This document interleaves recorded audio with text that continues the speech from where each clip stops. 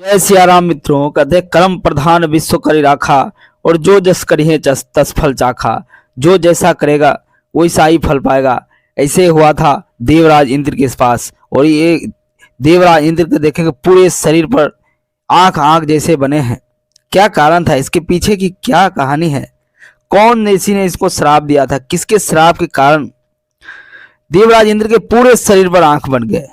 आइए साथियों जानते हैं। कहते हैं कि एक जंगल में गौतम ऋषि और उनकी पत्नी अहिल्या रहा करती थी। गौतम ऋषि नित्य दिन पूजा अर्चना करते, गंगा स्नान करते, सुबह जा करके फिर आकर के गंगा स्नान करके वो अपने पूजा में लीन हो जाते। एक बार की बात है, देवराज इंद्र जंगल में घूमने निकले अपने रावत पे चढ़ करके। जंगल में घूमने निकलते हैं, उसी दरमियान एक जंगल में कुटिया दिखाई देती है। उस कुटिया के पास चले जाते हैं और गौर से जब ध्यान से देखते हैं कि उस कुटिया में एक सुंदर स्त्री अपना जो नित्य काम रहता है वो काम कर रही थी।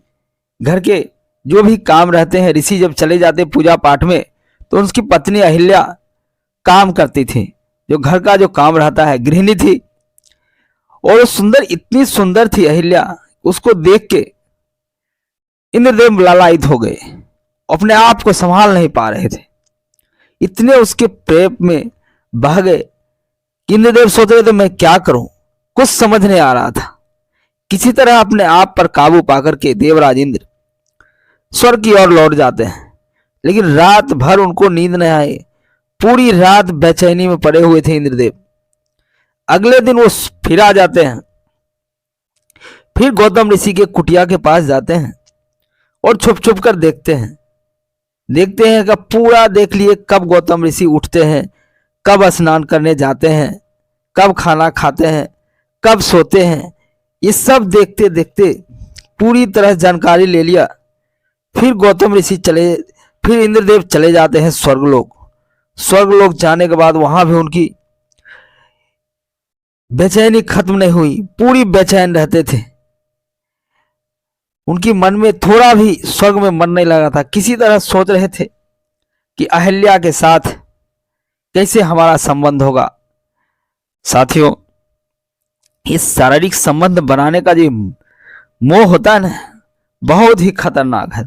मानव ही नहीं, समय समय पर देवता को भी नहीं छोड़ा है।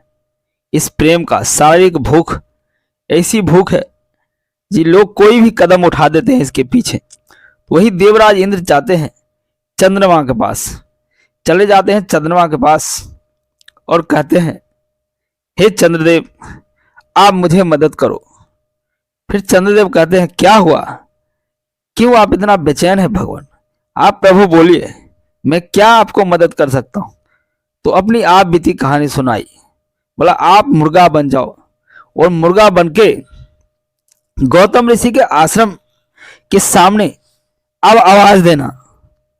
लोग उसी को अपनी पूरी बात बताते हैं जो उससे मन मिलता हो। कहा जाता है एक बार चंद्रदेव भी अपनी गुरु के पत्नी को लेकर के भाग गया था। मित्रों, फिर चंद्रदेव कहते हैं आप साफ साफ बताइए भगवान, क्या है आपकी परेशानी, क्या है? तो बोलते हैं इंद्रदेव, देखो भाई, एक जंगल में गौतम ऋषि है और उसकी पत्नी अहिल्या बहुत ही खूब सुंदर है, और उससे हमको प्यार हो गया।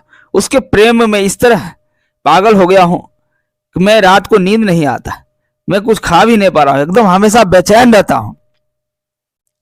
इसलिए तुम इस काम में मेरी मदद करो। तुम मुर्गा बनके जैसे ही गौतम ऋषि के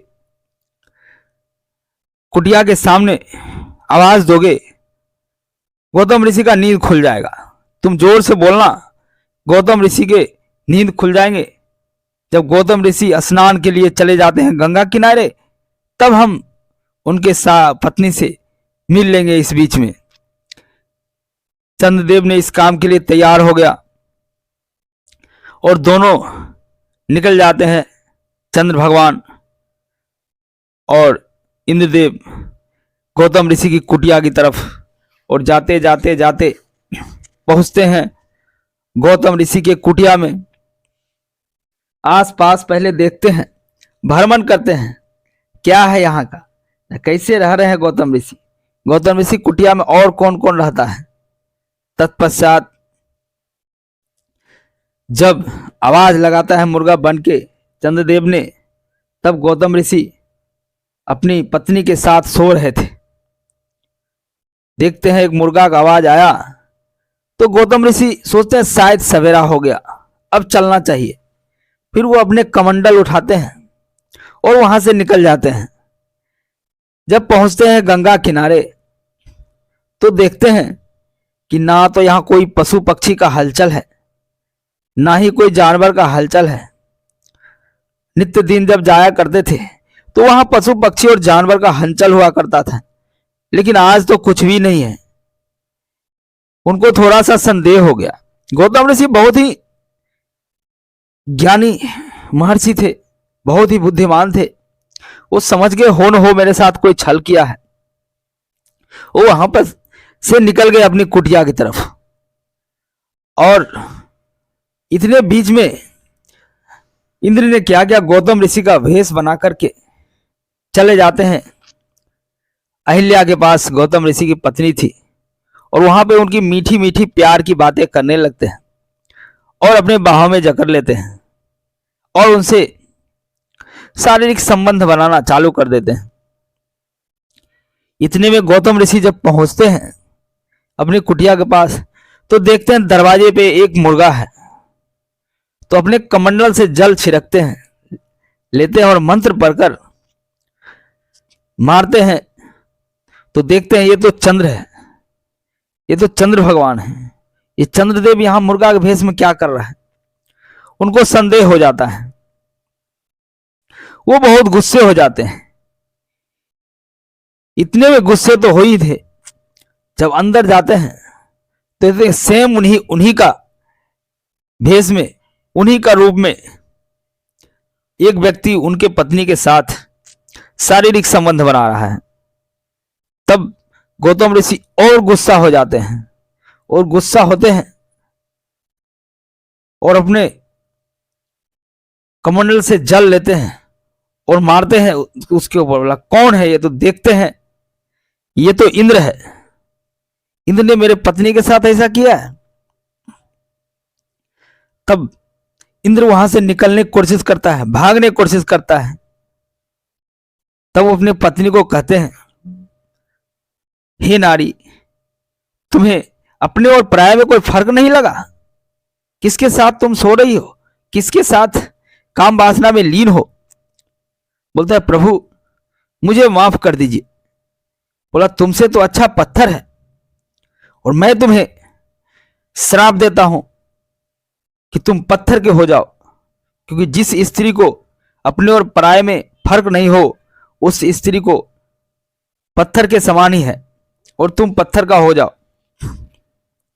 उसके बाद फिर कमंडल से जल लेते हैं और इंद्र को बोलते हैं, इंद्र मैं तुम्हें श्राप देता हूं कि तुम्हारे पूरे शरीर पर एक घाव हो जाएगा, घाव पूरी शरीर पे घाव हो जाएगा, कुष्ठ हो जाएगा, तुम ठीक से चल नहीं पाओगे, हमेशा तुम्हें रिश्ता रहेगा, हमेशा जब भी तुम स्त्री को देखते हो काम वासना में लीन हो जाते हो। इसलिए मैं तुम्हें श्राप देता हूं कि तुम्हारे पूरे शरीर पे कुष्ठ हो जाएगा, तुम हमेशा परेशान रहोगे। उसके बाद इंद्रदेव ने महर्षि के चरणों में गिर करके कहता है, महर्षि मुझे माफ कर दिए, मुझसे भारी भूल हो गई है, मुझसे ये श्राप वापस ले लीजिए, मैंने बहुत बड़ा गलती किया है, मुझे माफ कर दीजिए महर्षि।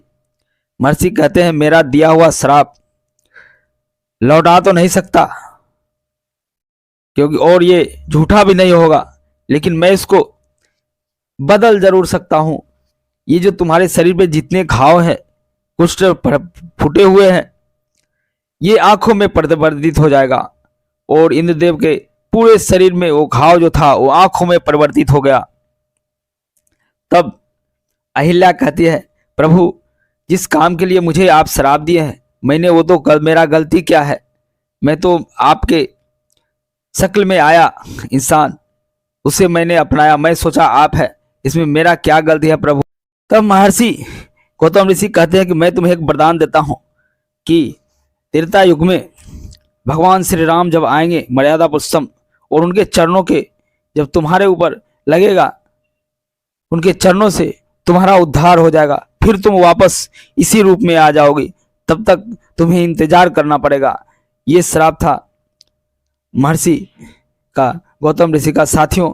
और जब महर्षि आते हैं प्रभु श्री राम और उनका चरण लगते ही अहिल्या फिर से अपने रूप में आ जाती है। आइए साथियों देखिए इस कहानी कैसी लगी, कमेंट्स कर जरूर बताइएगा।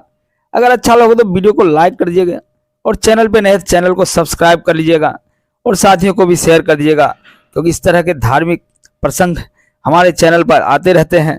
जैसे कर्म करता है वैसे ही फल भोगता है आदमी, और इंद्रिय में जैसे कर्म किया वैसे ही फल होगा।